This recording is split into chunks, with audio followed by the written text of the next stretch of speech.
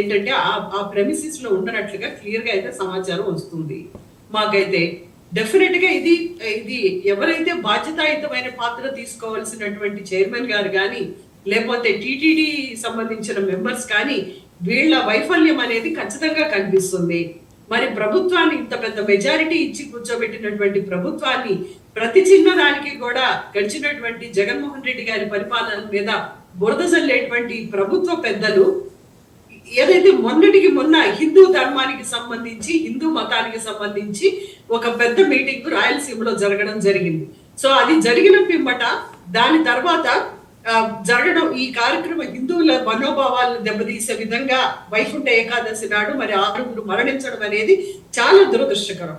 అలాగే మోదీ గారు కూడా మన రాష్ట్రంలో ఉన్నటువంటి సందర్భంలో హిందువుల పట్ల ఏమాత్రం కూడా శ్రద్ధ వహించకుండా వాళ్ళు నిర్వహిస్తున్నటువంటి వైకుంఠ ఏకాదశి అనేటువంటిది చాలా పవిత్రమైనది హిందువులకి. సో దాన్ని సమీక్ష ఏమాత్రం పట్టించుకోకుండా కేవలం ప్రచారాలకి ఆర్భాటాలకి మాత్రమే అధికారులు గాని పోలీస్ యంత్రాంగం గాని పూర్తిగా నిన్న ప్రధానమంత్రి ప్రోగ్రాం దగ్గర ఉండటం వల్లనైతేనేమి ఈ సంఘటన ఈ దుర్ఘటన జరిగిందని అయితే ఖచ్చితంగా తెలుస్తుంది ఈ రోజు. సో అదే విధంగా సుజాత గారు ఈ దుర్ఘటన జరిగింది తిరుపతిలో, ప్రధానమంత్రి కార్యక్రమం జరిగింది విశాఖపట్నంలో. ఎంటైర్ స్టేట్ పోలీస్ ఫోర్స్ విశాఖపట్నంలో కూర్చోదు కదా, తిరుపతిలో కూడా ఉంటుంది పోలీస్ ఫోర్స్ ఉంటుంది. అండ్ అక్కడ డిస్ట్రిక్ట్ కలెక్టర్ రెవెన్యూ అడ్మినిస్ట్రేషన్ ఆయన మానిటర్ చేస్తున్నారు, పక్క టీటీడీ మానిటర్ చేస్తుంది, TTD security and vigilance monitor చేస్తుంది, లోకల్ పోలీస్ మానిటర్ చేస్తున్నారు. How come you correlate the things అండి? వైజాగ్లో జరిగిన దానికి వందల సంవత్సరాలు చరిత్ర ఉన్నటువంటి తిరుపతి దేవస్థానం వైకుంఠ ఏకాదశి నాడు చాలా రద్దీగా ఉంటది అనేది అందరికీ తెలిసినటువంటిదే. సామాన్యుల దగ్గర నుంచి అదే విధంగా పాలకుల వరకు అందరికీ తెలిసినటువంటి అంశమే.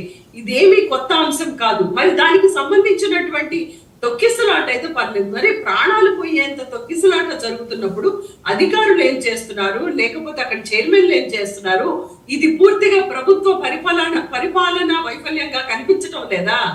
ఈ రోజు సనాతన ధర్మం అని చెప్పి ఒక విషయాన్ని తీసుకొని లేని దాన్ని లడ్డు విషయం తీసుకొని రాజకీయంగా వాడుకున్నటువంటి పవన్ కళ్యాణ్ గారు ఈ రోజు ఆ సనాతన ధర్మం కోసం హిందూ ధర్మం కోసం ఎందుకు వైకుంఠ ఏకాదశి రోజు తిరుపతి స్థానంలో నిలబడలేకపోయారు?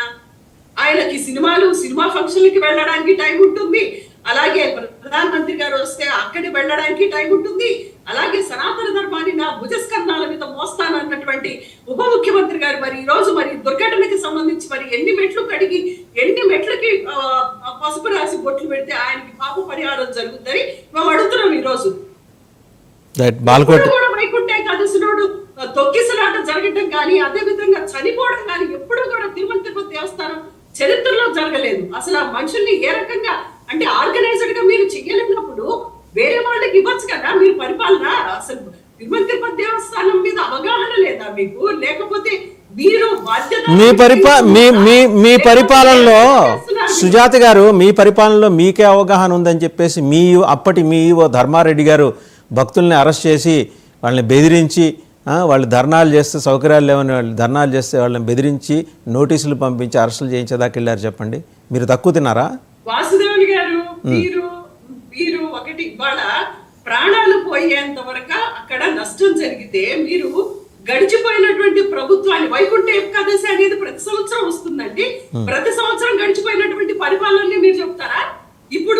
ఇప్పుడు ఓట్లేసి గెలిపించింది ఎందుకు మరి మీకు? ఇప్పుడు ఉన్నటువంటి పాలకులు ఎందుకున్నారు? ప్రతి విషయానికి గడిచిపోయినటువంటి ప్రభుత్వం గురించి ప్రశ్నించేట్లయితే ఇప్పుడు మీకు ఓట్లేయడం దేనికి? రైట్. బాల్కోటే గారు, సరే మనం ఇంకా చాలా విషయాలు మాట్లాడుకుందాం కానీ ముందర తిరుపతి ఇన్సిడెంట్, ఇది ముఖ్యమంత్రి అధికారుల తీరు మీద తీవ్ర ఆగ్రహం వ్యక్తం చేశారు. చైర్మన్ గారిని అయితే ఏమనలేదు, ఎందుకంటే చైర్మన్ గారు పాపం ఆయన చాలా పద్ధతిగా నిక్కచ్చిగా 10 రోజుల నుంచి ఆయన హెచ్చరిస్తూ వస్తున్నారు. అందరూ కొంచెం సంయమనం పాటించండి, రికమెండేషన్లు ఏవి ఆయన యాక్సెప్ట్ చేయట్లేదు. డిస్పైట్ ఆల్ దాట్ ఇంత క్రౌడ్ ఎట్లా వచ్చేసిందండి? ఎక్కడ క్రౌడ్ మేనేజ్మెంట్ విషయంలో లోకల్ అడ్మినిస్ట్రేషన్, నేను టీటీడీ తప్పట్టదలుచుకోలేదు, కింద ఉన్న అడ్మినిస్ట్రేషన్ కింద జరిగింది. ఇది శ్రీనివాసన్ క్యూ కాంప్లెక్స్ దగ్గర జరిగింది, అక్కడ టోకెన్లు జారీ చేసే కేంద్రాల దగ్గర జరిగింది, పైన కాదు. సో లోకల్ అడ్మినిస్ట్రేషన్ అవగాహనకి రాలేకపోయిందా, అంచనా వేయలేకపోయిందా? వాసుదేవ్ గారు నమస్తే. డిబేట్లో ఉన్న వాళ్ళందరూ కూడా నమస్కారాలు. వాసుదేవ్ గారు మీరు అన్నట్టుగా ఈ ఏకాదశి శుభదినాన తిరుమల తిరుపతి దేవస్థానంలోని ఏకాదశి ద్వారం దగ్గర జరిగిన ఈ సంఘటన దురదృష్టకరం, బాధాకరం. తిరుమల తిరుపతి దేవస్థానం ఇంకా తగిన జాగ్రత్తలు తీసుకోవాల్సిన అవసరం ఉంది. దీన్ని రాజకీయం చేయాల్సినంత అవసరం కూడా లేదు. ఈరోజు చంద్రబాబు నాయుడు గారే ప్రధానంగా ఈ సంఘటన జరగగానే కలత చెంది ఆయన అన్న ఒకే ఒక మాట, భక్తులు భారీగా వస్తారని తెలిసి ఎందుకు జాగ్రత్తలు తీసుకోలేదు, అధికారులు ఎందుకు అప్రమత్తంగా లేరు అని ఆయనే ప్రశ్నించాడు. ఇప్పుడు తిరుపతి కొండ కూడా పోతున్నాడు. సంఘటనలు జరుగుతాయి, ఉద్దేశపూర్వకంగా సంఘటనలు జరిగితే ప్రభుత్వాన్ని తప్పుపట్టాలి. జాగ్రత్త తీసుకోలేని కారణంగా, అప్రమత్తంగా లేని కారణంగా సంఘటనలు జరిగితే వాటిని సరిదిద్దుకోవాల్సిన బాధ్యత ప్రభుత్వం మీద ఉంది. దీనికోసమే ఇక ఈ పరిపాలన పనికిరాదు, వేరే వాళ్ళకి అప్పు చెప్పేసి వెళ్ళిపోండి, మేము పరిపాలిస్తాము అని అంటే తిరుపతి కొండ మీద ఇన్ని జరగలేదు. పసిబిడ్డలను పులులు ఎత్తుకెళ్ళినప్పుడు మనం ఏం చేశాం? కర్రలు ఇచ్చాం. కర్రలు ఇచ్చి చేతులు కట్టుకొని కూర్చున్నాం. అందుకని ఏ సంఘటన అయినా జరగమని కోరుకోరు. ఆ సంఘటనలు జరుగుతూనే ఉంటాయి, తొక్కిసలాట్లు. మీరు అన్నట్టుగా ఇంతకుముందు సంజయ్ థియేటర్ తెలంగాణలో కానీ లేదా ఆంధ్రప్రదేశ్లో కానీ ఏ ప్రభుత్వమైనా, అది ప్రభుత్వాలకు సంబంధించిన అంశం కాదు. ఒక దగ్గరకి పెద్ద ఎత్తున గుమ్మిగూడినప్పుడు ప్రజలు, అది సభ అయినా, కొండ అయినా, మందిరమైనా, ఎక్కడైనా సరే ఇలాంటి సంఘటనలు జరుగుతాయి. ఆ జరగటం పట్ల బాధ్యత పడాలి ప్రభుత్వాలు. ప్రజలు కూడా ఇలాంటి యొక్క మూకుమ్మడిగా వెళ్తున్న సంఘటన పట్ల కూడా అప్రమత్తంగా ఉండాలి. ఒక దగ్గర లక్షలాది మంది ప్రజలు పోగు చేస్తున్నప్పుడు ప్రాణాలు పోకుండా ఎలా ఉంటాయి? కాబట్టి దీని పట్ల తప్పనిసరిగా ప్రభుత్వం కూడా జాగ్రత్తలు తీసుకుంటుంది. ఆ చనిపోయిన కుటుంబాలకు ఏమైనా ఉంటే సహాయం చేస్తుంది. చైర్మన్ గారు బిఆర్ నాయుడు గారు కూడా అంత కలత చెందని పట్టించుకోని వ్యక్తి కాదు. తప్పనిసరిగా ఆయన బాధ్యత పడతాడు. బహుశా నాకు తెలిసి తిరుపతి కొండ మీద ఇలాంటి 5 ప్రాణాలు పోయిన సంఘటన గతంలో ఇప్పుడు జరుగుండవు. కొండ మీద కాదండి, కొండ కింద శ్రీనివాసం దగ్గర, కొండ మీద జరగలేదు. కొండ కింద ఈ టోకెన్స్ ఇష్యూ చేసే దగ్గర అన్నమాట జరిగింది, కొండ మీద కాదు. ఎంత సంఘటన కూడా గతంలో కూడా పెద్దగా జరిగిన సందర్భం అయితే ఏం లేదు ఏకాదశి సందర్భంగా. కాబట్టి దీన్ని అప్రమత్తంగా చేసుకోవాలి. దీనికోసం ఏమి రాజకీయాలు చేయాల్సిన అవసరం లేదు. మనం ఏదో పదే కూడా మాట్లాడాల్సిన పని లేదు. తప్పనిసరిగా తిరుపతి కొండ అధికారులు కానీ అందరూ బాధ్యత పడాల్సిన మాట అయితే అందరూ అంగీకరిస్తాం. పోలీసులు బాధ్యత పడాలి. ఎందుకంటే ప్రజలు కొండ దగ్గర ఉన్న అధికారులకు తెలుసు ఏకాదశికి భక్తులు పెద్ద ఎత్తున తరలి వస్తారు. ఈ మధ్య కూడా వాసుదేవ్ గారు తిరుపతి కొండ ప్రతిష్ట బాగా పెరిగిపోయిందండి. నాకు కూడా చాలా ఫోన్లు వస్తుంటాయి తిరుపతి కొండకి వెళ్ళటానికి. కాస్త టికెట్లు ఏదైనా ఇప్పించిన బాలకోటయ్య గారు, మీకు తెలిసిన ఎంపీల దగ్గర నుంచి కానీ బోర్డు మెంబర్ నుంచి కానీ పెద్ద ఎత్తున వస్తూ ఉంటాయి. ఒక్క టికెట్ కూడా ఇప్పించలేకపోతున్నాను నేను. ఎందుకంటే టికెట్లు అసలు ముందుగానే పెద్ద ఎత్తున, ఎందుకంటే అంత ఆదరణ పెరిగింది కొండ మీద. మరి కారణం నాకు తెలియదే కానీ మరి పాపభీతి పెరిగిందో ప్రజల ప్రాయచిత్త మనసత్వం పెరిగిందేమో కానీ దేవదేవుని ఆరాధించడంలో మాత్రం భక్తులు తరలిపోతున్నారు. కొండ మీద కూడా అంటే భక్తుల్ని బెదిరించే వ్యవస్థలు లేవు కదా, ఇదివరకు ఉండేవి, అందుకని రాలేకపోయారు వాళ్ళు. ఇప్పుడు ఆ బెదిరించే వ్యవస్థలు లేవు కాబట్టి వచ్చి ప్రేమగా స్వామిని చూసుకొని దండం పెట్టుకుని వెళ్తున్నారు. అది ఇప్పుడు మీరు అన్నమాట నిజమే కదా. ఆఖరికి చైర్మన్ గారే 5 సంవత్సరాలు కొండ మీదకి వెళ్ళలేదంట, ఆయనే చెప్పాడు. గత 5 ఏళ్ళ వైసీపీ పరిపాలన కొండ మీదకే పోలేదు. ఆ కొండ పరిపాలన విధానం చూసి అని చెప్పి ఆయనే వాపోయిన సందర్భం. అలా కాదులే కానీ ఆ రోజు వెళ్ళారు, ఈ రోజు వెళ్ళారు. కొండకు సంబంధించిన దేవదేవుని దర్శనం కోసం. ఏదేమైనా ఈ సంఘటన మాత్రం చాలా బాధాకరం. ముఖ్యమంత్రి గారు కూడా దీనికి సంబంధించిన చర్యలు తీసుకోవాల్సిన అవసరం అయితే ఉందని మాత్రం చెప్తానండి. ఆయన ఆల్రెడీ ఆగ్రహం వ్యక్తం చేశారండి అధికారుల మీద, మీరు గమనించారో లేదో, 2-3 సార్లు ఆగ్రహం వ్యక్తం చేశారు రాత్రి. అది ఆగ్రహం వ్యక్తం చేయటం అంత పరిశ ఏమంటే వాసుదేవ్ గారు హీఈస్ ఎ సీఎం. ఆయన చంద్రబాబు నాయుడు తిరుపతి కొండంటే ఆయనకే ప్రేమ. దాని మీద చెలుక్తిగా కాదు, బాధ్యత పడే మనిషే. తప్పనిసరిగా బాధ్యత పడతాడు, సమీక్షిస్తాడు, వాళ్ళని ఆదుకుంటాడు. ఇవన్నీ ఓకే కానివ్వండి. ఒకసారి రాయపాటి అరుణ్ గారి దగ్గరికి వెళ్దాం. తిరుపతి ఎమ్మెల్యే, తిరుపతి ఎంపీ ఇంతవరకు వాళ్ళు రెస్పాండ్ అయిన పరిస్థితి అక్కడ కనిపించట్లా. ఐ థింక్ తిరుపతి ఎంపీ మరి సుజాత గారి పరిచయం ఉండే ఉంటుంది. ఎమ్మెల్యే అంటే జనసేన ఎమ్మెల్యే. మరి డిప్యూటీ చీఫ్ మినిస్టర్ గారు రాత్రే రెస్పాండ్ అయ్యారు.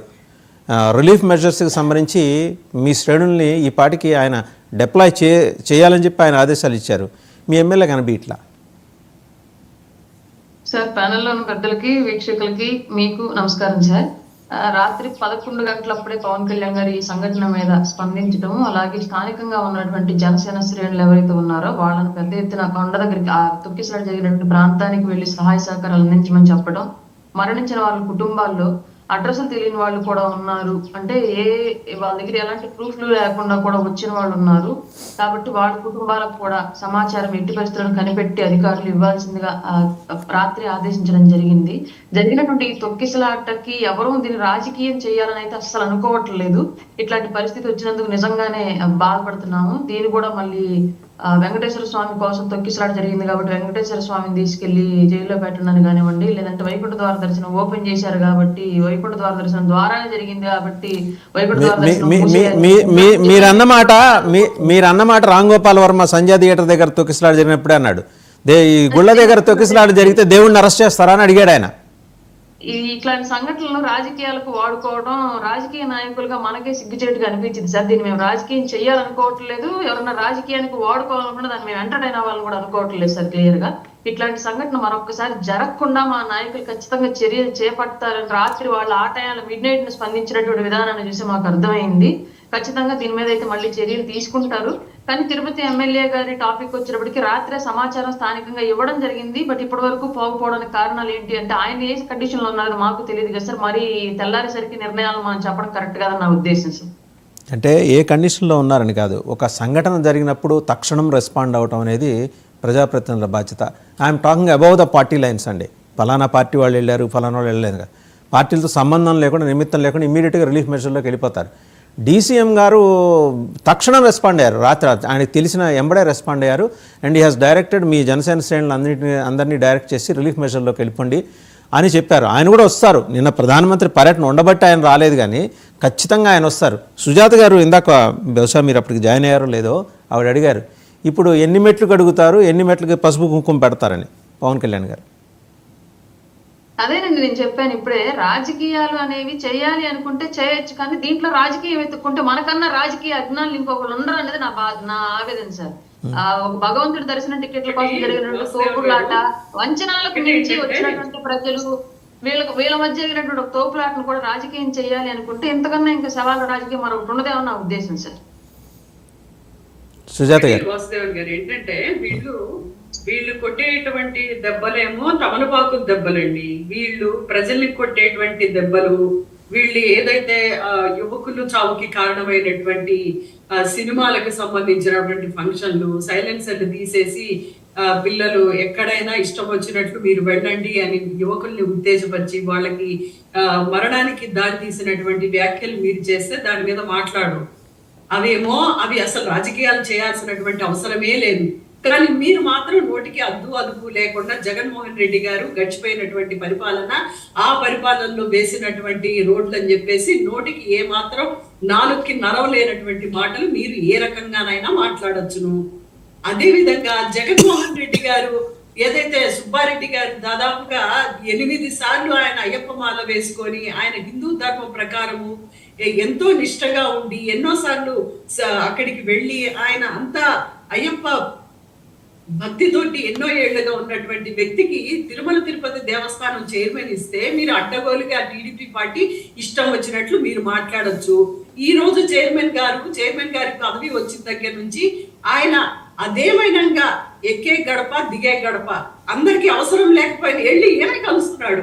ఎవరు తెలంగాణలో ఉన్నటువంటి మంత్రుల్ని ఇక్కడ బాధ్యతలు ఏవైతే తిరుమల తిరుపతి దేవస్థానం చైర్మన్ గా ఆయనకి బాధ్యతలు ఏవైతే ఆయన డ్యూటీస్ ఏవైతే ఉన్నాయో అవి ఏమాత్రం పట్టించుకోకుండా ఆయన ఎక్కే గడప దిగే గడప దాంట్లో ఆయన చాలా బిజీగా ఉన్నారు.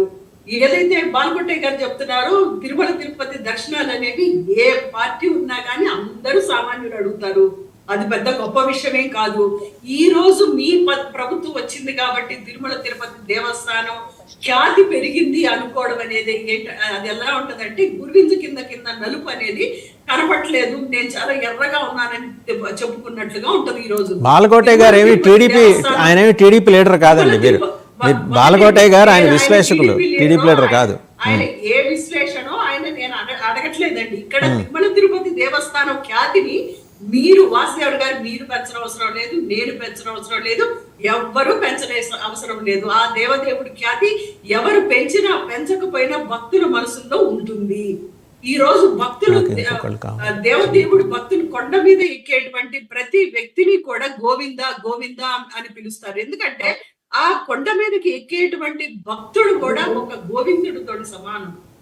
ఆ మనసులో గోవింద నామస్మరణం చేసుకుంటూ వెళతారు కాబట్టి ఆ భక్తుల్ని కూడా గోవింద గోవింద అని పిలుస్తారు. అంత గొప్ప సంస్కృతి మనకి మన పెద్దవాళ్ళు ఇచ్చారు తిరుమల తిరుపతి దేవస్థానం నుంచి. దాన్ని మనం ఒకళ్ళు ఖ్యాతి పెంచనవసరం లేదు. కాకపోతే జగన్మోహన్ రెడ్డి గారు ముఖ్యమంత్రిగా ఉన్నారు కాబట్టి ఆ అక్కసు అనేది టీడీపీ ప్రభుత్వానికి కానీ జనసేన ప్రభుత్వానికి కానీ జగన్మోహన్ రెడ్డి గారి మీద అక్కసు ఉంది కాబట్టి తిరుమల తిరుపతి దేవస్థానాన్ని జగన్మోహన్ రెడ్డి గారు కానీ సుబ్బారెడ్డి గారు కానీ అధ్యక్షులుగా ఉండటం మీకు నచ్చలేదు కాబట్టి ఆ లడ్డు వివాదం అని, ఆ వివాదం, ఈ వివాదం అని. సరే, అవి అయిపోయిన ఏమంటే అవి అయిపోయిన వివాదాలు సరే, ఇంత సంఘటన జరిగింది. మీ అధ్యక్షులు వారు వేరే కార్యక్రమంలో బిజీగా ఉన్నారు. మీ పాత చైర్మన్లు ఉన్నారు, మాజీ చైర్మన్లు, వాళ్ళు ఎక్కడున్నారండి? వచ్చి కనీసం యాక్టివ్గా అక్కడ ఉండి రిలీఫ్ మెజర్స్లో పార్టిసిపేట్ చేయొచ్చు కదా. ఆ మాత్రం రెస్పాన్సిబిలిటీ మాజీ చైర్మన్లు తీసుకోలేరా? కరుణాకర్ రెడ్డి గారు లోకల్, ఏమంటే సుబ్బారెడ్డి గారు అంటే పై నుంచి రావాలి. మీరు అడిగిన దానికి సమాధానం చెప్తున్నా ఉండండి. ఒక భావ స్వేచ్ఛ ప్రకటన ఒక సోషల్ మీడియాలో ఒక పోస్ట్ పెడితేనే మేము పెట్టినటువంటి పోస్ట్ ఏది అమ్మఒడి నాన్న బుడ్డి అనేది, ఆ పోస్ట్ కే తీసుకెళ్లి జైలులో వేస్తున్నారు. ఇంత అరాచకమైనటువంటి పరిపాలన టీడీపీ గవర్నమెంట్, కూటమి గవర్నమెంట్, జనసేన చేస్తుంటే ఈ రోజు వైసీపీ వాళ్ళు ఏ రకంగా అక్కడికి వెళ్తారండి? మీరు వైసీపీ ప్రభుత్వానికి కానీ వైసీపీ నాయకులకు కానీ ఏ రకమైన శిక్షలు వేస్తున్నారో ఈ రోజు హైకోర్టే ముట్టికాయలు వేస్తుంది. హైకోర్టే వాళ్ళని బెదిరిస్తుంది కూటమి నాయకుల్ని. మీరు అరాచకంగా ప్రవర్తిస్తున్నారని కోర్టులే చెప్తున్నాయి. మేము చెప్పడం కాదు, కోర్టులే చెప్తున్నాయి. ఈ రోజు జనసేన నాయకులు డిప్యూటీ చీఫ్ మినిస్టర్ ఎవరైతే ఉన్నారో ఈయన 8 కోట్ల మందికి ప్రాణాలకి నా ప్రాణం అడ్డేస్తానని ఒక 4-5 గంటలు కాలేదు ఆయన స్టేట్మెంట్ ఇచ్చి. తిరుమల తిరుపతి దేవస్థానంలో 6 చనిపోయారు. ఇప్పుడు ఆయన ప్రాణాన్ని అడ్డేయమనండి వెళ్ళి. ఆయన చెప్పాడు కదా నిన్న ప్రధానమంత్రి గారి సమక్షంలో. చెప్పండి, మీరు ఒక్క నిమిషం సుజాత గారు, సుజాత గారు 2 వేరు సంఘటనలు మీరు కలిపి బట్టతలకి మోగాలికి మూడేసే కార్యక్రమం చేస్తున్నారు. జరిగింది ఏంటి కార్యక్రమం? ప్రధానమంత్రి కార్యక్రమం. అక్కడ ఆయన చెప్తారు, ఆయన ఏది రాష్ట్రానికి సంబంధించిన కార్యక్రమాలకు సంబంధించి మాట్లాడతారు. ఆయన ఆచరణలో ఏది ఉండదు. ఏం కార్యక్రమం అంటే నిన్న అది జగన్మోహన్ రెడ్డి గారు ఉన్న ప్రభుత్వంలోనే అవన్నీ జరిగిపోయినాయి. భూములు జగన్మోహన్ రెడ్డి గారు ఇస్తే బీజేపీ ప్రభుత్వం భూములు ఇవ్వలేదని అడ్డం పెట్టి అక్కడ ఏ మాత్రం కూడా కొబ్బరికాయ కొట్టకుండా ఉన్నటువంటి ప్రధానమంత్రి గారు ఈ రోజు కూటమి ప్రభుత్వం వచ్చింది కాబట్టి మీకు ఆ జీవోలన్నీ పంపిస్తాను. జగన్మోహన్ రెడ్డి గారు ఉన్నప్పుడే ఆ భూముల కేటాయింపు జరిగింది. ఈ రోజు కొబ్బరికాయ కొట్టి మళ్ళీ శంకుస్థాపనకి మళ్ళీ ఇటుక సిమెంట్ వేసే కార్యక్రమం తప్పితే అదేమన్నా కొత్త కార్యక్రమా చెప్పండి? ఏమండి, government is a continuous process అండి. ఇవాళ మీరు ఉంటారు, రేపు ఇంకొకళ్ళు వస్తారు. మీరు మొదలెట్టి ఉండొచ్చు, వీళ్ళు కంటిన్యూ చేస్తారు. చంద్రబాబు నాయుడు గారు మొదలెట్టిన మీరు కంటిన్యూ చేయలేదా మంచి కార్యక్రమాలు? వైటి వాసుదేవ్ గారు మీరు చేయండి, మీరు ఏదైనా కొత్తగా చేయండి. మీరు విశాఖ స్టీల్ ప్లాంట్ ఉంది కదా, విశాఖ స్టీల్ ప్లాంట్ మీద ప్రశ్నించండి మోడీ గారిని. అది కదా కొత్తగా చేయాల్సింది. మీరు చెప్పారు కదా, మీరు మాట ఇచ్చారు కదా విశాఖపట్నం వెళ్ళి, మీరు విశాఖ స్టీల్ ప్లాంట్ అనేది మేము ప్రైవేటీకరణ కానివ్వము, మేము అడ్డం ఉంటామని అటు పవన్ కళ్యాణ్ గారు చెప్పారు, ఇటు అదేవిధంగా చంద్రబాబు నాయుడు గారు చెప్పారు. అది చేయాలి కదా. జగన్మోహన్ రెడ్డి గారు భూములు కేటాయించిందని అయిపోయిందని ఈ రోజు తీసుకొని మీరు ఒక కార్యక్రమం పెట్టడం ఏంటి? దానికి ప్రధానమంత్రి గారు ఇన్నాళ్ళు భూములు ఇవ్వలేదని చెప్పి ఈ రోజు వచ్చి కొబ్బరికాయ కొట్టడం ఏంటి? ఆ జీవం చూపించమంటారా? భూములు మేము ఎప్పుడు ఇచ్చాము? 2023లోనే 22 ఎండింగ్లోనే దాని కార్యక్రమం జరిగిపోయింది. ఈ రోజు వచ్చి కొబ్బరికాయ కొట్టడం ఏంటి? అరుణ గారు నిజంగా వైసీపీ హయాంలో వైసీపీ హయాంలో అంత ఔదార్యంగా ప్రభుత్వం ముందుకొచ్చి భూములు ఇస్తే మరి అది మీరు క్లెయిమ్ చేసుకోవడం తప్పే కదండి ఆవిడ అన్నట్టు. సార్ వైసీపీ భూములు ఇవ్వలేదు అని చెప్పేసి ప్రధానంగా మాట్లాడిన అంశం రైల్వే లైన్ కి సంబంధించి అండి. అది మేము చెప్పడం కాదు, సెంట్రల్ మినిస్టర్లు చెప్పారు. రెండోది సార్, రాష్ట్రంలో వచ్చినటువంటి పరిశ్రమలకు సంబంధించి భూములే ప్రధానంగా అడ్డంకుగా ఉన్నాయని చెప్పేసి ఏ పరిశ్రమలకు సంబంధించిన వ్యాపారవేత్తలు కానివ్వండి, అప్పటిన్న మా ప్రతిపక్షాలు కానివ్వండి, మేము చెప్పలేదు. క్లియర్ గా చెప్పినటువంటి అంశాలు ఏంటి అంటే, కొన్ని అంశాలు తెర మీదకి తెచ్చారు. కొత్త రూల్స్, స్థానికులకి ఇంత % ఇవ్వాలి, అలాగే గవర్నమెంట్ కి ఇంత వాటా ఇవ్వాలి అన్నటువంటి ప్రతిపాదనలు పెట్టడం మూలంగా అప్పుడు ఉన్నటువంటి పారిశ్రామికవేత్తలు పరారైపోయారు. కమిటీ పెట్టడానికి ముందుకు వచ్చినప్పటికి కూడా వీళ్ళ డిమాండ్ల దెబ్బకు అదురుపోయి పారిపోయారు. అలాగే పాత పరిశ్రమలు కూడా వెళ్ళిపోయినాయి. వీటికి సంబంధించి మేము ప్రధానంగా క్వశ్చన్ చేసింది, కొత్త పరిశ్రమలు ఎందుకు తీసుకురావట్లేదు, వచ్చిన వాళ్ళని ఎందుకు ఇక్కడ పరిశ్రమకు నెలకొల్పడానికి మీరు అవకాశాలు కల్పించట్లేదు, వాళ్ళకి సౌకర్యాలు ఎందుకు ఇవ్వట్లేదు, అలాగే పాత పరిశ్రమలు పోకుండా ఎందుకు ఆపలేకపోయారు. దీని మూలంగా గవర్నమెంట్ ఉద్యోగాలు ఇవ్వలేకపోతున్నారు, ప్రైవేట్ ఉద్యోగాల కల్పన చేయలేకపోతున్నారు, నిరుద్యోగం అనేది పెద్ద ఎత్తున పెరిగిపోతుంది, 5 ఏళ్లలో వయసు దాటిపోయే వాళ్ళ సంఖ్య పెరిగిపోతుంది, ఉద్యోగానికి ఎలిజిబిలిటీ వయసు అని చెప్పేసి ప్రధానంగా మేము క్వశ్చన్ చేసినటువంటి అంశాలు. వాటన్నిటిని పక్కన పెట్టి భూములకేటే నిన్న ఆల్రెడీ ప్రధానమంత్రి గారు డైరెక్ట్ గా చెప్పారు. 2023 నవంబర్లో ఇక్కడ ఈ గ్రీన్ హైడ్రోజన్ ప్రాజెక్టు సంబంధించి శంకుస్థాపన చేశాము, మొదలు పెట్టడానికి ప్రయత్నాలు చేశాము, కానీ తర్వాత కొనసాగింపులో జాప్యం జరిగింది. ఇవాళ మళ్ళీ మొదలు పెడుతున్నాము, పెద్ద ఎత్తున దీని నుంచి ప్రొడక్టివిటీ స్టార్ట్ చేస్తామని చెప్పేసి ప్రధానమంత్రి గారు చెప్పారు. మేము ఎప్పుడు మాట్లాడామండి ఆ విషయం గురించి?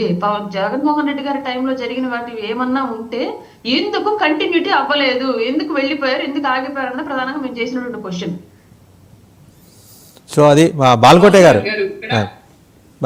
గారు మాట్లాడారండి ఒకసారి. నేను ఆన్సర్ చెప్తాను అరుణ్ గారికి. ఒకటి 2 విషయాలు ఇప్పుడు మాట్లాడుతున్నారు. 70% లోకల్ వాళ్ళకి ఎంప్లాయ్మెంట్ ఇవ్వాలి, 30% అనేది వాళ్ళ కంపెనీ రూల్స్ ప్రకారం ఇచ్చుకోవచ్చు అని చెప్పేసి జీవో తీసుకొచ్చింది జగన్మోహన్ రెడ్డి గారు. విడిపోయినటువంటి రాష్ట్రంలో యువతకి ఉద్యోగాలు కల్పించాలనే చిత్తశుద్ధి ఉంది కాబట్టి జగన్మోహన్ రెడ్డి గారు ఆ జీవో తీసుకొచ్చారనేటువంటి విషయం వాస్తవం. కానీ దాన్ని కూడా మీరు ఆ రోజు ప్రతిపక్షంలో ఉన్నటువంటి టీడీపీ ప్రభుత్వం కానీ అదే విధంగా జనసేన కానీ వ్యతిరేకించినటువంటి మాట వాస్తవం. ఈ రోజు ఏ పారిశ్రామికవేత్త వచ్చినా కానీ లోకేష్ బాబు గారు కానీ లేకపోతే మన జనసేన నాయకులు కానీ చెప్పేది ఏంటంటే ఈ గవర్నమెంట్ కంప్లీట్ గా ఉంటుందా, ఉండేటువంటి బాండ్ పేపర్లు ఏమన్నా రాసుకుంటారా అని చెప్పేసి ఏదో అడుగుతున్నారు. సో మీరేమన్నా నెక్స్ట్ ప్రభుత్వంలో ఉంటారని మీరేమన్నా బాండ్ పేపర్ మీద రాసి ఇవ్వగలరా? మీరేమన్నా పారిశ్రామికవేత్తలకి రాసి ఇవ్వగలరా? చెప్పండి. అదే అసలు ఎలాంటి ప్రశ్న చెప్పండి? ఏ గవర్నమెంట్ కూడా ప్రజలకి మంచి చేసే దాని మీద ఆధారపడి ఉంటుంది. ప్రజలకి మంచి చేయకపోతే దిగిపోతారు. సరే, పరిపాలనలో లోటుపాట్లుంటే తెలుసుకుంటారు పాలన చేసేవాళ్ళు. మీరు చెయ్యలేక మీరు కాసేపు ప్రజల్ని తిడతారు, అలాగే జగన్మోహన్ రెడ్డి గారి ప్రభుత్వాన్ని తిడతారు. మీకు మంచి చేయాలనేటువంటి చిత్తశుద్ధి ఉంటే ఎవరు ఆపుతారు చెప్పండి? రైట్.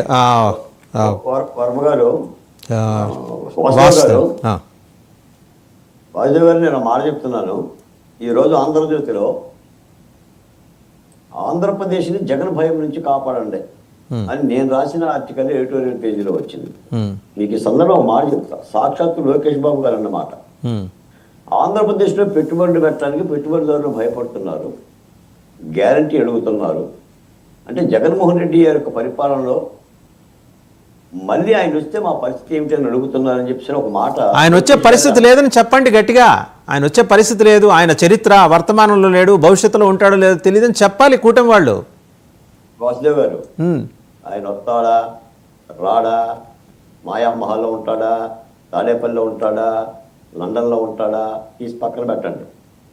రాష్ట్రాన్ని పారిశ్రామికవేత్తలు 5 ఏళ్ళు జగన్మోహన్ రెడ్డి గారు ఉత్సవోపించాడు. లూలుని వెళ్ళగొట్టాడు, అమర్ రాజాన్ని వెళ్ళగొట్టాడు, గల్లా జయదేవ్కు రాజకీయ జీవితం లేకుండా చేశాడు. వాళ్ళు పారిశ్రామికవేత్తలు. ఇది ప్రజాస్వామ్యం. ప్రజాస్వామ్యంలో ఎన్నికలు జరుగుతున్నప్పుడు తప్పనిసరిగా ఆ విధమైన గల్లా జయదేవ్ వ్యవహారం టీడీపీ వాళ్ళు మాట్లాడతారండి. రాజకీయ జీవితానికి సంబంధించి అది టీడీపీకి ఆయనకి ఉన్న పంచాయతీ. మనం దాంట్లో పారిశ్రామికవేత్తగా గల్లా జయదేవ్కి వచ్చిన ఇబ్బంది ఏంటో మనం చూద్దాం.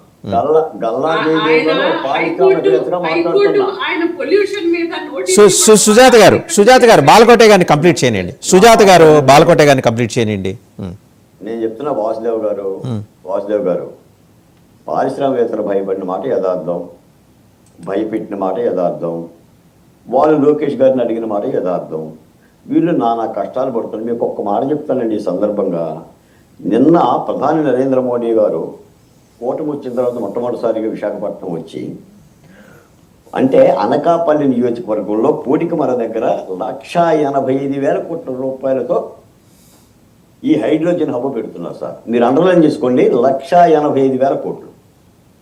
విశాఖపట్నం దగ్గర కోస్తా జోన్ ప్రధాన కార్యాలయానికి 149 కోట్లు, రహదారుల విస్తరణకి నిర్మాణానికి 4,593 కోట్లు, విశాఖ కృష్ణపట్నం పారిశ్రామిక పార్కు 2,139 కోట్లు. సార్ దీన్ని అభివృద్ధి అంటారా, అభివృద్ధి కాదంటారా? గతంలో ప్రభుత్వం ఏం చేసింది? కేవలం రాజధానిలో ఉండాల్సిన సచివాలయం, అసెంబ్లీ, హైకోర్టును విభజించి ఇదే అభివృద్ధి అని చెప్పింది. ఇప్పుడు దేన్ని అభివృద్ధి అంటారు? దేన్ని అభివృద్ధి వికేంద్రీకరణ అంటారు? ఇది ఇప్పుడు మేమేమి ఈ రోజున ఈ విధంగా 1,85,000 కోట్ల రూపాయలు ఒక దగ్గర పెట్టి హబ్బు చేస్తున్నారు అని అంటే దీన్ని రాష్ట్ర ప్రజలు ఆహ్వానిస్తున్నారా లేదా? అమరావతిలో 1,00,000 కోట్లు పెడుతున్నారు, అమరావతిలో 50,000 కోట్లు పెడుతున్నారు, అంతా అమరావతికి దోచి పెడతారని మాట్లాడే వాళ్ళకి నేను సమాధానంగా చెప్తున్నా. రాష్ట్రంలో అటు రాయలసీమ ప్రాజెక్టులు కానీ లేదా పోలవరం 50,000 కోట్ల రూపాయలతో పడుతున్నామండి. రాష్ట్రంలో అన్ని ప్రాంతాలు అభివృద్ధి చెందాలని ఇది దీనిని అభివృద్ధి వికేంద్రీకరణ అంటారు. నువ్వేదో కడుపులో దుర్బుద్ధి పెట్టుకొని గడ్డికి రావే పిల్లాన్ని పిలిచినట్టుగా అమరావతిలో చంద్రబాబు నాయుడు గారిని చూసి అమరావతిని శిరచ్ఛేదన చేసి లేదా అమరావతిని లేకుండా చేసి నేను అభివృద్ధి చేస్తున్నానని చెప్పి జగన్మోహన్ రెడ్డి గారి మాట్లాడిన మాటలకే ఈ రోజున కూటమి ప్రభుత్వం చేస్తున్న శంకుస్థాపన ప్రారంభోత్సవానికి వ్యత్యాసం చూడండి. దేన్ని అభివృద్ధి అంటారు? కాబట్టి నేను అడిగే ఒక్క మాట అండి, చంద్రబాబు నాయుడు గారు నిన్న సభలోనే చెప్పారు, రాష్ట్రం 5 ఏళ్ళు వెంటిలేటర్ మీద ఉంది. ప్రధాని నరేంద్ర మోడీ గారు రాష్ట్రం 5 ఏళ్ళు వెంటిలేటర్ మీద ఉంది, వెంటిలేటర్ మీద ఉన్న రాష్ట్రాన్ని గాడిలో పెడుతున్న మాట అక్షర సత్యం. రాష్ట్రం 5 ఏళ్ళు దిగాలు పడ్డదండి. నాకు తెలిసి నేను అనకూడదు కానీ వీళ్ళు పదే బాధపడతారు కానీ రాష్ట్రంలో 5 ఏళ్ళు బాధపడ్డోడు తప్ప ఆనందపడ్డోడు చేపించండి ఒకరిని. ఒక వైసీపీ కార్యకర్తలు, వైసీపీ నాయకులు తప్ప ఆఖరికి వైసీపీ నాయకులు కూడా బాధపడ్డారు కదండి. వైసీపీ నాయకులు కూడా బాధపడ్డారు కదా. ఇప్పుడు ఆ చేసిన పాపాలకే కదా జైల్లో ఏడుస్తుంది. లేకపోతే నందిగం సురేష్ గత్తిందికి లేదా మరొకరికి విచారణ గత్తిందికి చేసిన తప్పులే కదా. పోలీస్ ఆఫీసర్కి ఆ పరిస్థితికి, ఆ పేర్ని నానికి ఆ పరిస్థితికి, ఆ కాకినాడ పోర్టుకి ఆ పరిస్థితికి ఇప్పుడు విజయసాయి రెడ్డి కూడా విచారణ పోతున్నారు కదా. చేసి తప్పిదాలే కదా ఇవన్నీ. తప్పులు లేకుండా విచారణ చేస్తున్నారా? ఎందుకు పోతున్నారు హైకోర్టులకి, సుప్రీంకోర్టులకి, మధ్యస్థర బెయిల్కి? 5 ఏళ్ళు జగన్మోహన్ రెడ్డి గారు ఏలుబడులు జరిగినాయే కదా. అంటే నాకు అర్థం కాని విషయం ఒకటే, బాల్కోటే గారు, నాకు అర్థం కాని విషయం ఏంటంటే జగన్మోహన్ రెడ్డిని చూసి ఇంకా భయపడటం ఏంటంటే ఆయన ప్రతిపక్ష నాయకుడు కూడా కాదు, 11 మంది ఎమ్మెల్యేలు, ఆయన అసెంబ్లీకి రాడు, ఎక్కడుంటాడో తెలియదు, ఇంకా భయపడటం ఏంటి? ఎందుకు ఆ జగన్ ఫోబియాని ఎందుకు అలా జనంలోకి పెనట్రేట్ చేస్తున్నారు? అవసరం ఏముంది అంటున్నా నేను. మన ఇంటి దగ్గర పెచ్చోడు ఒకటి రాయి తీసుకొని తిరుగుతుంటే జనం భయపడతారండి. ఆ పెచ్చోడు ఉన్నంతకాలం భయపడతారు. మన ఇంట్లో ఒక తాసుకొని తిరుగుతుంది. పిచ్చోడిని ఫిక్స్ చేయండి. 124 మంది ఉన్నారు మీకు కూటమికి, ఫిక్స్ చేయండి పిచ్చోడిని. నేను కూటమి ప్రభుత్వాన్ని అడుగుతున్నా, ఆ కేసుల విచారణ సత్వరంగా చేపట్టండి. జగన్మోహన్ రెడ్డి గారిని కోర్టుకు పిలవండి. ఆ సిబిఐ, ఈడీ సంస్థలు ఆయన్ని విచారణ పర్వం వేగవంతం చేయండి. కేంద్ర ప్రభుత్వాన్ని కూడా అడుగుతున్నా, నరేంద్ర మోడీ గారిని కూడా అడుగుతున్నా. ఇప్పుడు ఎంతకాలం అని చెప్పి సాగదీస్తారు ఈ కేసుల్ని? ఆయన మీద ఉన్న కేసులు నిజమా అబద్ధమా తేల్చి ఆయనకు సర్టిఫికెట్ ఇచ్చారనుకోండి, ఇదిగో మంచోడు లేకపోతే మంచోడు కాదు అని సర్టిఫికెట్ ఇస్తే ఆయనే పోతాడు, ఆయన పరిష్కరించుకోడు. ఏమంటే నేను అడుగుతున్నాను వాసుదేవ్ గారు, ఒక ముఖ్యమంత్రి విదేశాలకు పోవాలంటే పదే కోర్టు పోయి పర్మిషన్ తెచ్చుకోవడం సిగ్గు కాదండి? సిగ్గుచేటుగా లేదండి? పర్మిషన్ తీసుకోకుండా వెళ్తే సిగ్గుచేటు, పర్మిషన్ పెట్టుకుని వెళ్తున్నాడు కదా. What's wrong in it? నీకెందుకు వచ్చిందండి? What's wrong in it? కేసులు ఉన్నాయి, కేసులు ఉంటే ఎక్కడ తప్పించిపోయి స్పెషల్ షిప్ వేసుకుని ఆయన వెళ్ళిపోవట్లేదు కదా. వెళ్ళాడు, తేల్చండి. కూటమి ప్రభుత్వం ఉంది కదా, తేల్చండి. మీకు 124 మంది, మీరు చట్టాలు చేయగలరు. ఏమైపోతుంది అక్కడ? తేల్చండి. జగన్మోహన్ రెడ్డిని ఎందుకలా వదిలేస్తున్నారు మీరు? ఇది కూటమి ప్రభుత్వం తేల్చేది కాదండి, ఈడీ సిబిఐ పెట్టండి.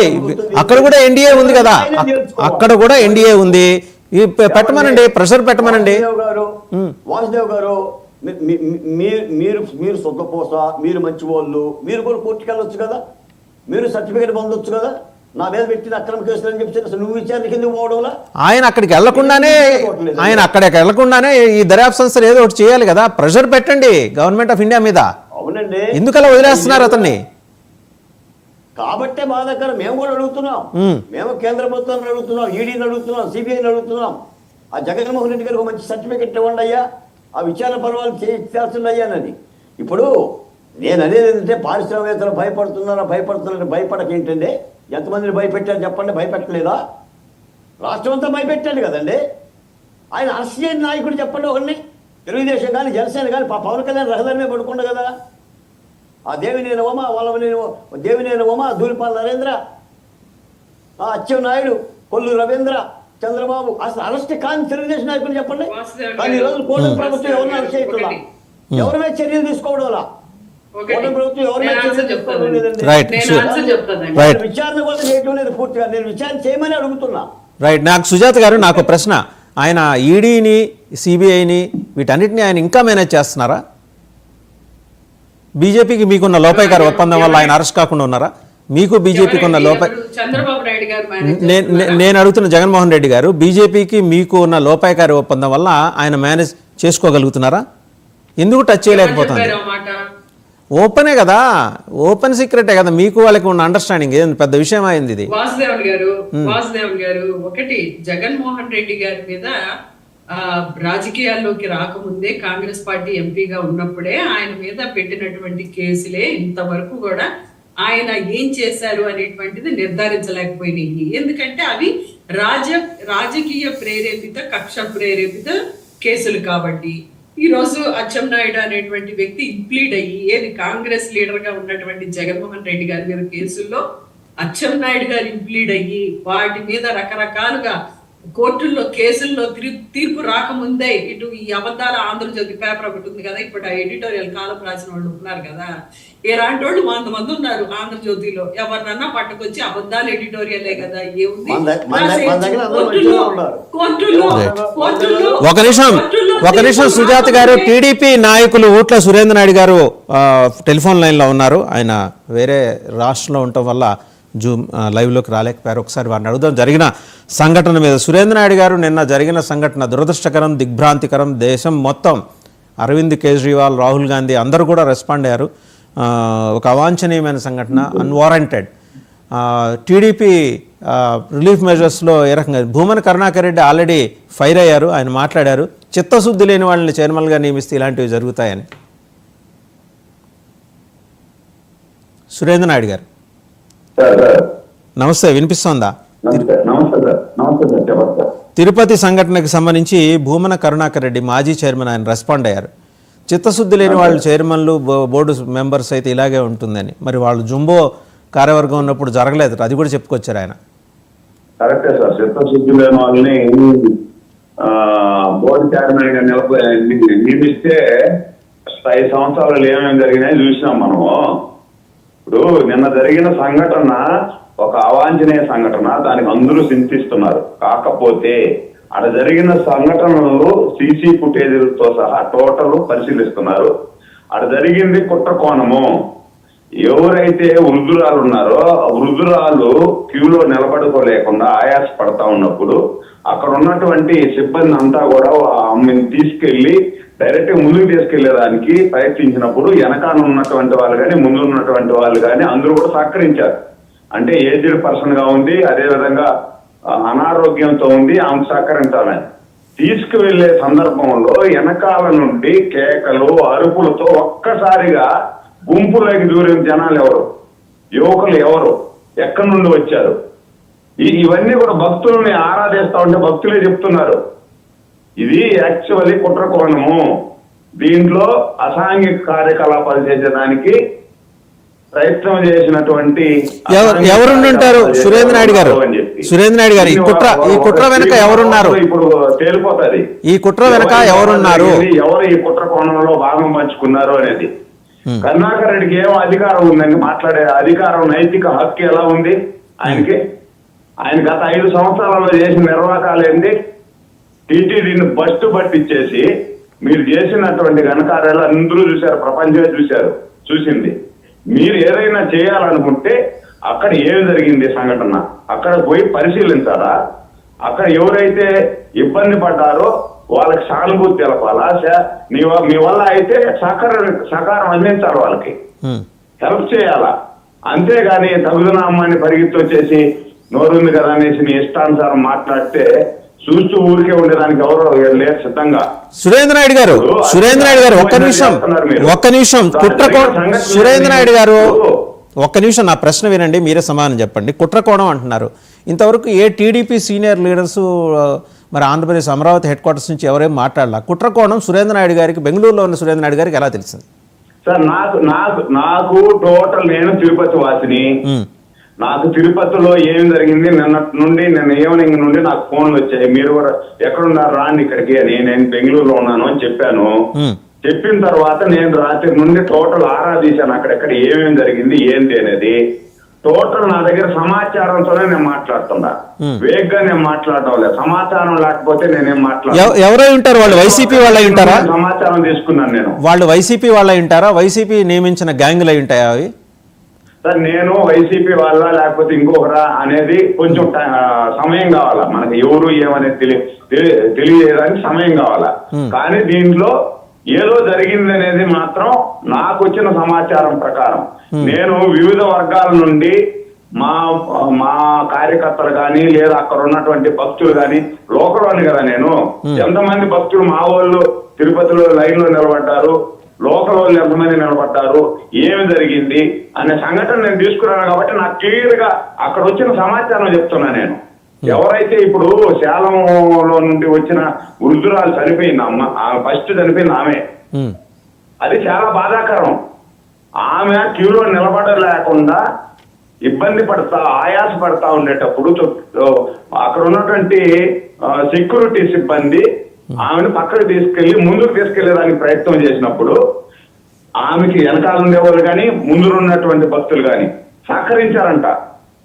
సరే తీసుకెళ్ళడానికి పర్వాలేదు, ఆ వృద్ధురాలు ఇబ్బంది పడతామని మేము కూడా గమనించాము అని చెప్పి దాంతో పాటు సహకరించి తీసుకెళ్తా ఉండేటప్పుడు ఒక్కసారిగా లోపల వెనకాల ఉన్నటువంటి భక్తులు కావాలని తోసేశారు.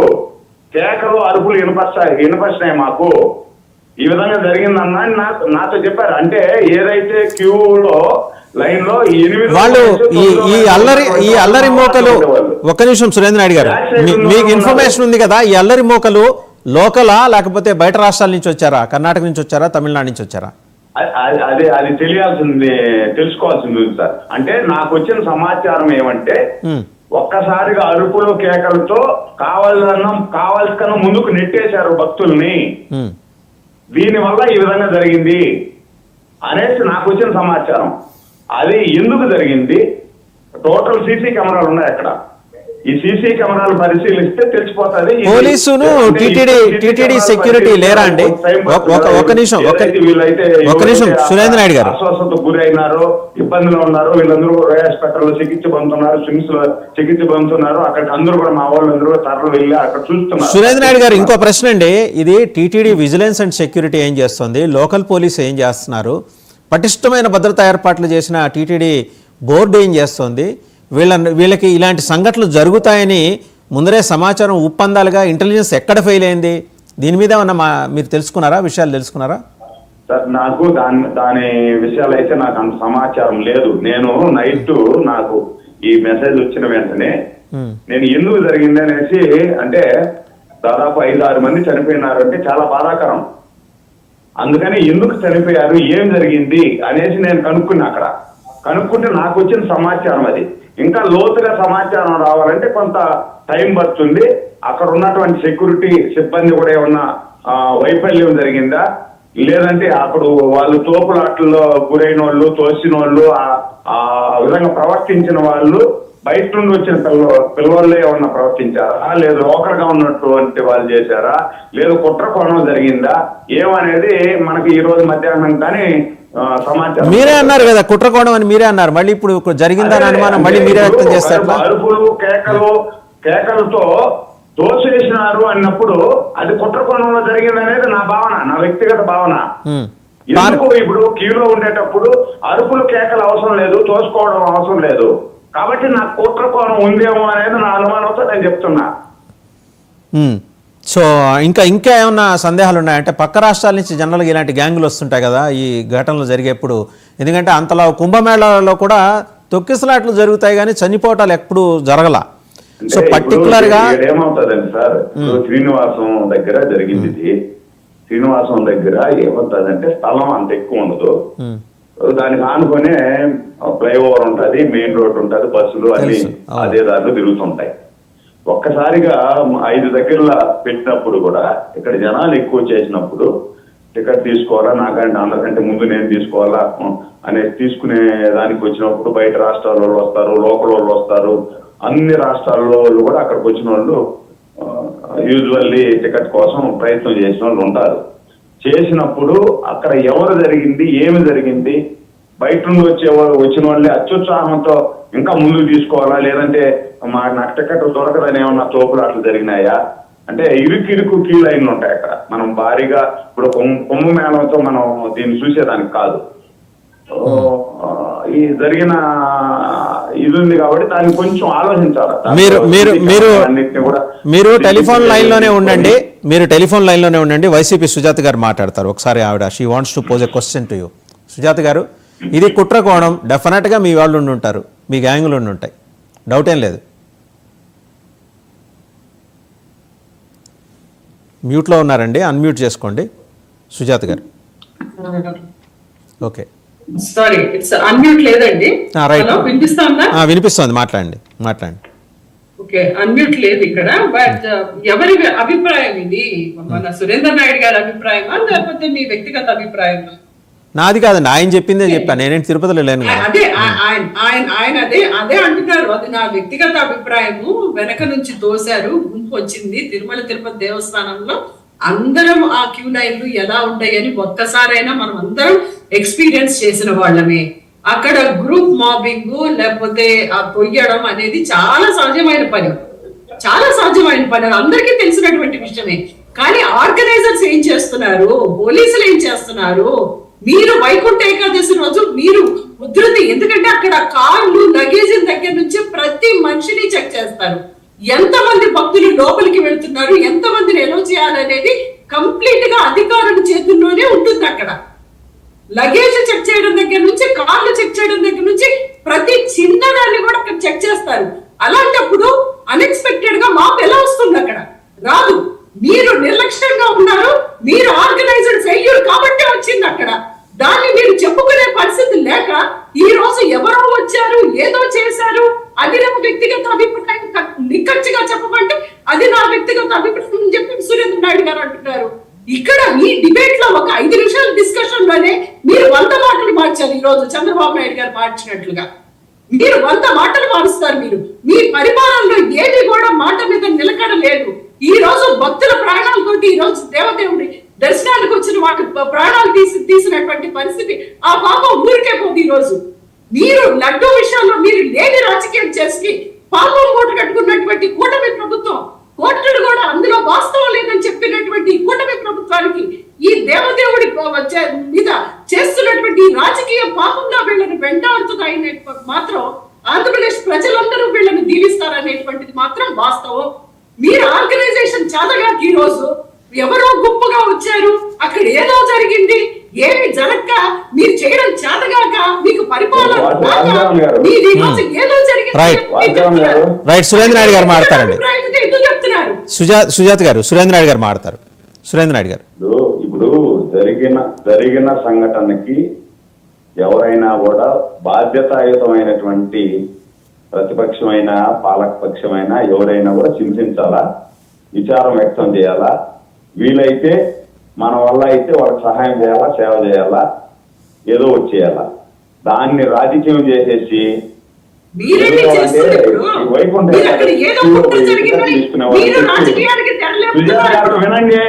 వినండి సుజాత గారు వినండి, నోరేసుకొని మాట్లాడేది కాదు, వినండి. ఇక్కడ నేను లోకల్ని ఏం జరుగుతుంది ఏమనేది మీరు ఎక్కడ కూర్చొని మీకేం తెలుస్తుంది, మీరు మాట్లాడేది మీకేం తెలుస్తుంది, మరి మీరు మాట్లాడుతున్నారు, మీకు ఏమి తెలుసు మీరు మాట్లాడుతున్నారు. సుజాత గారు ఫస్ట్ లిసన్ టు హిమ్. మాట్లాడటం కాదు, సుజాత గారు వినండి, ఆయన చెప్తున్నారు కదా, వినండి. ఇప్పుడు నేను లోకల్లోని సార్, నేను చాలా చూశాను, చాలా సంఘటనలు చూశాను. ఇక్కడ మీకు వైకుంఠ ఏకాదశికి క్యూలో పోయి టికెట్లు తీసుకునే దానికి పోయినప్పుడు చెక్ చేయరు ఎవరిని. నువ్వు టికెట్లు తీసుకునేదానికి లగేజ్ ఎత్తుకొని పోతున్నావా, ఎక్కడి నుండి వచ్చావు, ఏమి అని చెక్ చేయరు. ఎవరైనా టోకన్ తీసుకునేదానికి వెళ్తారు. దేవస్థానం కొండ మీదకి వెళ్ళి దర్శనానికి పోయేటప్పుడు లగేజ్ అన్ని చెక్ చేస్తారు. ఇక్కడ కాదు, లేదు టోల్ గేట్లు పైన కొండ మీదకి వెళ్ళేటప్పుడు చెక్ చేస్తారు. శ్రీనివాసం దగ్గర కింద చెక్ చేయరండి, అది తెలుసుకోమని చెప్పండి. ఇప్పుడు నేనేం చెప్తానంటే, నేను మాటలు మార్చడంలే. ఇప్పుడు శాపాలు పెట్టడం కాదు, ఆ శాపాలు మీకు తగలుతాయేమో చూడండి. ఇప్పుడు మనము బయట నుండి వచ్చారు భక్తులు, దీన్ని పెద్ద చేసేసి ఏదో ఇక్కడ తెలుగుదేశం పార్టీ లేకపోతే కూటమి ప్రభుత్వం నిరంకుశంగా ప్రవర్తించింది అని చెప్పి దీన్ని పెద్ద చేయడం కాదు. ఏం జరిగింది ఏమి అనేది తెలుసుకోవాలి. నాకు వచ్చిన ప్రాథమిక సమాచారం ప్రకారం నేను మాట్లాడుతున్నా. నాకు వచ్చిన ప్రాథమిక సమాచారం ఏంటండి, ఈ విధంగా క్యూలో వెళ్తున్నారు. వెళుతున్నప్పుడు ఒక వృద్ధురాలు ఆయాసపడుతూ ఇబ్బంది పడతా ఉన్నింది. సెక్యూరిటీ గుర్తించి ఆమెను తీసుకెళ్లేటప్పుడు కూడా బ్యాక్ సైడ్ ఉన్న వాళ్ళు కూడా సహకరించారు. పర్వాలేదు, ఇబ్బందిగా ఉంది, తీసుకెళ్ళండి సార్, పర్వాలేదు, టికెట్ తీసేయండి ఆమెకి అని. అంతే. కొంతసేపు తర్వాత ఒక హాఫ్ మినిట్ 1 minute లో ఒక్కసారిగా బ్యాక్ సైడ్ ఉన్నటువంటి వాళ్ళందరూ కూడా అరుపులు కేకలతో విరుచుకుపడ్డారు, తోసుకున్నారు. అంటే ఇప్పుడు వందలాది మంది క్యూలో ఉండేటప్పుడు ఎవరో ఒక ఇద్దరు నాకు దోసినప్పుడు అందరూ ఒకరినిద్దరు ఒక్కరు పడిపోతా ఉంటారు. ఆ విధంగా పడిపోయినారు. వెంటనే సెక్యూరిటీ సిబ్బంది కూడా స్పందించారు. స్పందించి అక్కడ ఉన్నటువంటి వాళ్ళందరినీ కూడా తీసేసి లాగి, వేల మంది ఉండేటప్పుడు సెక్యూరిటీ సిబ్బంది వేల మంది ఉంటారు కదా సార్. ఇది అనుకోకుండా జరిగిన సంఘటన కదా. ఇప్పుడు పిల్లలు వెనకాల నుండి అరుస్తారు, తోసేస్తారు అనేసి ఆలోచించారు వాళ్ళు. కాబట్టి జరిగిన సంఘటనకు విచారం వ్యక్తం చేయండి వీలైతే, బాధ్యతాయుతమైనటువంటి రాజకీయ నాయకురాలుగా. అరుణ గారు సురేంద్ర నాయుడు గారు అన్న దాంతో మీరు ఏకీభవిస్తారా? కుట్ర కోణం ఉంది అని. ఒక్క నిమిషం సురేంద్ర నాయుడు గారు. పిల్లి చేపలు గుట్లు తెగవండి. రైట్. ఒక మాట అరుణ గారు మాట్లాడతారు. ఏమంటే ఆయన కుట్ర కోణం అనే సందేహం వ్యక్తం చేస్తున్నారు, మీరు ఎలా అనుకుంటున్నారు అరుణ గారు? సార్, ఇన్వెస్టిగేషన్ తర్వాత మాత్రమే తెలియాల్సిన అంశాలు అదంతా సీసీ కెమెరా సర్వేలెన్స్ లో ఉంటది కాబట్టి ఒకవేళ అట్లాంటిది కనుక జరిగి ఉంటే తప్పనిసరిగా దీని మీద తీవ్రమైనటువంటి చర్యలు అయితే కూడా ప్రభుత్వం తీసుకునిద్ది. నాకు ఇప్పుడే అనిపించింది ఆయన అన్న తర్వాత, ఇలా కూడా జరిగి ఉండొచ్చు కదా అని చెప్పేసి. ఎందుకంటే గతంలో తిరుపతిలో ఓట్లు వేయడానికి కూడా పక్క రాష్ట్రాల నుంచి మనుషులు వచ్చి వేసి వెళ్ళిన సంగతి మనందరికీ తెలుసు. అట్లాంటి సంఘటనలన్నీ కూడా గతంలో అనుభవాలు ఉన్నాయి కాబట్టి మేబీ ఇట్లా కూడా జరిగి ఉండొచ్చు. ఎందుకంటే ఇందాక అన్నారు మీరు, ఎందుకు ఇంకా కేసుల విషయంలో భయపడుతున్నారు, పారిశ్రామికవేత్తలు ఎందుకు భయపడ్డారు, ఇంకా అతని యొక్క ప్రాబల్యం కొనసాగుతుందా ఆంధ్రప్రదేశ్ లో అని చెప్పేసి. దానికి మీకున్న ఒక ఎగ్జాంపుల్ చెప్తాను సార్. ఆయన రిలేటెడ్ గా ఉన్నటువంటి అన్ని కేసుల్లోనూ కూడా సాక్షులు ఒక్కొక్కరుగా అనుమానాస్పద మృతికి గురవుతున్నారు. ఈవెన్ ఆయన కుటుంబ సభ్యులైనప్పటికీ కూడా అంత దారుణమైన మనస్తత్వం ఉన్నటువంటి వ్యక్తులకు సంబంధించినటువంటి కేసులు, డీలింగ్స్, వ్యాపారాలు, వీటన్నింటినీ కూడా లావాదేవీలు జరిపేటప్పుడు ఏ వ్యవస్థలైనా భయపడటం సాధారణం. ఎందుకంటే ప్రాణభయాన్ని మించినటువంటి ఇంకొక డ్యూటీ ఏది ఉండదు కాబట్టి. అందుకే ఇప్పటికి కూడా కొన్ని వ్యవస్థలు భయపడుతూ ఉన్నటువంటి మాట నిజం. ఇందులో భాగంగానే ఈ తిరుపతిలో జరిగినటువంటి ఈ సంఘటన కూడా కేవలం సాధారణ భక్తుల తొక్కిసలాటలాగే. డోంట్ యూ ఫీల్ ఒక్క నిమిషం అండి అరుణ గారు, డోంట్ యూ ఫీల్ అషేమ్డ్? ఈ రోజుకి జగన్మోహన్ రెడ్డి జపం చేయాల్సిన పరిస్థితి ఎందుకు? మీరు యు ఆర్ మైటీ 164 MLAs, మీరు తక్కువ లేరు. మీ ప్రావెస్నెస్ మీరు చూపిస్తే జగన్మోహన్ రెడ్డి ఉరికెత్తాలా? మరి ఇవాళ మీరు బేలమాటలు మాట్లాడటం ఏంటి? ఇక్కడ సమస్య ఇదే సార్ వచ్చింది. ఎందుకంటే ఓన్లీ గవర్నమెంట్ లో గెలిచినటువంటి రాజకీయ నాయకులు ఒక్కళ్ళు మాత్రమే నడిపేది కనుక ప్రభుత్వం అయితే సమస్య లేకపోను, ఉరికెత్తించే వాళ్ళం కన్ఫామ్ గా. కానీ ఇక్కడ ప్రభుత్వ వ్యవస్థలతోటి కొలాబరేటివ్ పనిచేయాల్సిన సిచ్యువేషన్ వచ్చింది. ప్రభుత్వ వ్యవస్థలో మా ఇష్టారీతిగా మేము కొన్ని వ్యవస్థలు అసలు కదిలించలేము, తీయలేము, ప్రాపర్ కారణాలు చెప్పండి. వాళ్ళు కింది స్థాయి వాళ్ళని కూడా ఇన్ఫ్లుయెన్స్ చేసేటువంటి స్థాయిలో ఉన్నారు కాబట్టి గత 5 ఏళ్ల పాటు జగన్మోహన్ రెడ్డి గారు ఆ స్థాయిలో ప్రతి వ్యవస్థని కూడా అవినీతిమయం చేసి వెళ్ళారు. 8 నెలల తర్వాత ఈ మాటలను హర్షించరండి. 8 నెలల తర్వాత ఈ మాటలను హర్షించలేరు. మొదటి 3 నెలలు హనీమూన్ పీరియడ్ అయిపోయింది. సరే, మీకు ఒప్పుకున్నా ఒప్పుకోపోయినా నేను సేమ్ గా ఫీల్ అయినా సరే ఇప్పటికీ కూడా వ్యవస్థల్లో ఇంకా జగన్మోహన్ రెడ్డి గారికి పనిచేస్తున్నటువంటి పెద్ద తలకాయలు ఉన్నాయి.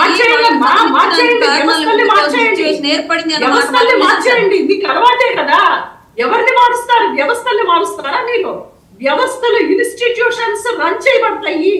ఇన్స్టిట్యూషన్స్ ఎప్పుడూ కూడా వెళ్ళిపోవు, వ్యక్తులు మాత్రమే వెళ్ళిపోతారు. మనమున్నా లేకపోయినా వ్యవస్థలు ఎప్పటికీ అలానే ఉంటాయి. ఆ వ్యవస్థలు ప్రజలు ఓట్లేసేది అందుకే. మీకు వ్యవస్థల్ని నడపడం చేత కాకపోతే దిగిపోండి. సుజాత గారు అంతేగాని వ్యవస్థల్ని వ్యవస్థలను మార్చాలి మార్చేస్తే బాగుంటారా? మీరు మీరు సగమే చెప్పండి. విన్నట్టున్నారు. నేను చెప్పింది వ్యవస్థల్లో ఉన్న వ్యక్తులను మార్చాలి. వ్యవస్థల్లో ఉండేది వ్యక్తులే. వ్యవస్థల్లో రోబోలు ఉండవు. వ్యవస్థల్లో ఉండేది వ్యక్తులే ఉంటాయి. వ్యక్తుల చేత నడిపించబడతాయి. వ్యక్తుల కోసమే నడుస్తాయి అవి. మీకోసం రాజకీయాల కోసం నడపవు. ఎందుకంటే జనసేన నాయకులు, ముఖ్యమంత్రి గారు ఒక్క మాట మీద కూడా నిలబడరు. ఈ రోజు చెప్పిన మాట రేపు ఉండదు, రేపు చెప్పిన మాట ఎల్లుండి ఉండదు. రోజుకొక మాట, పూటకొక వేషం, పగటి వేషగాడు మాటలు మాట్లాడేటువంటి ఉప ముఖ్యమంత్రి గారు కాదు కదా వ్యవస్థల్లో ఉన్నది. చెప్పు, వ్యవస్థలు ఉన్నది ప్రజల్ని చూసుకోవడానికి. ఆ వ్యవస్థలతో తెలియదు కానివ్వండి, మీరు పెట్టిన గుంటలు కూడుస్తూ వస్తున్నట్టు చాలా మందికి ఉపయోగం జరుగుతుందండి. మీ ముఖ్యమంత్రి గారు 5 ఏళ్ల పాటు ఏమీ లేదు, కొంచెం నార్మల్ గా మాట్లాడారు. పగటి వేషగాళ్ళు అది అంటే మేము లిమిట్స్ దాటాల్సి వస్తుంది. మాకు రిస్ట్రిక్షన్స్ ఉన్నాయి. మీ పార్టీకి అవి ఉండవు కాబట్టి మీరు మాట్లాడతాం. మాకున్న ఎందుకు ఇప్పుడు మా జగన్మోహన్ రెడ్డి గారి పరిపాలన ఎందుకు మీకు? మీకు చేత కాకపోతే మాకు చేత కాదు. మేము ఈవీఎంను మేనేజ్ చేసి సమాధానం చెప్పండి. నేను అడిగిన క్వశ్చన్ కి చెప్పండి. మేము ఈవీఎంను మేనేజ్ చేసి గెలిచాము. మాకు పరిపాలన చేత కాదని చెప్పండి. ఆవిడ అడిగిన ప్రశ్నకి సమానం చెప్పండి సుజాత గారు. ఆవిడ అడిగిన ప్రశ్నకి సమానం చెప్పండి ముందర. అరుణ గారు అడిగింది అడిగాను. ఆయన రిలేటెడ్ క్రైమ్ లో ప్రతి సాక్షి కూడా అనుమానాస్పదంగా మృతి చెందుతున్నాడు. వయసుతో సంబంధం లేదు, రోగంతో సంబంధం లేదు, ప్రాంతంతో సంబంధం లేదు. అంటే she means to say YS Abhishek Reddy గారి మృతి కూడా అనుమానాస్పదమే అని అంటున్నారు ఆవిడ పేరు చెప్పకుండా. అది ఒకటి అరుణ గారు, రేపు వెళ్ళి ఒక పుస్తకం పట్టుకొని పులివెందుల్లో ఎవరెవరైతే చనిపోతున్నారో ఒక పోస్ట్ మార్టం స్పెషలిస్ట్ పెట్టుకొని ఒక హిస్టరీ, ఒక చార్ట్ షీట్ రెడీ చేసుకొని రండి మీరు. ఎందుకంటే మీరు అక్కడ సాధారణ మరణాలను కూడా మీరు అనుమానాస్పదం అనేటువంటి ఒక పేరు పెడుతున్నారు కదా. ఈ రోజు అత్యంత అనుమానాస్పదంగా మీరు గెలిచారు. ఈవీఎంల మీద మీరు గెలిచారు అత్యంత అనుమానాస్పదంగా. మరి దానికి సమాధానం చెప్పలేదు. అత్యంత ఉత్సాహంగా పనిచేసినటువంటి ఒక డాక్టర్ మీరు చెప్పండి. మీరు ఒక్క సీటు కూడా గెలవలేనటువంటి ఉప ముఖ్యమంత్రి గారు అనుమానాస్పదంగా ఎలా గెలిచారు? చెప్పండి. 2 చోట్ల పోటీ చేసి ఒక్కతోటి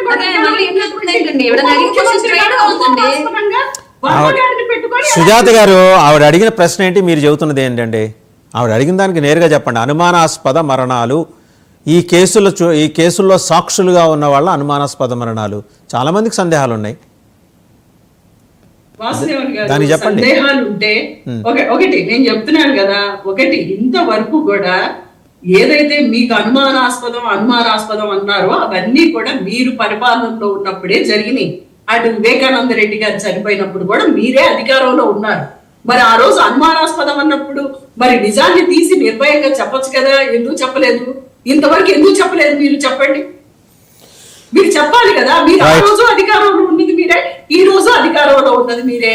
ఈ రోజు మీరు అధికారంలో ఆంధ్రప్రదేశ్ లో ఉన్నది మీరు. అనుమానం ఉంటే మీరు కదా ప్రభుత్వంలో ఉంది. చేస్తారులేండి. ఎందుకంటే అంత లేదు, గవర్నమెంట్ ఏది సీరియస్ గా తీసుకోవట్లేదు అనుకోమాకండి. సుజాత గారు తీసుకుంటోంది, కొంత టైం పట్టొచ్చేమో కానీ వాళ్ళు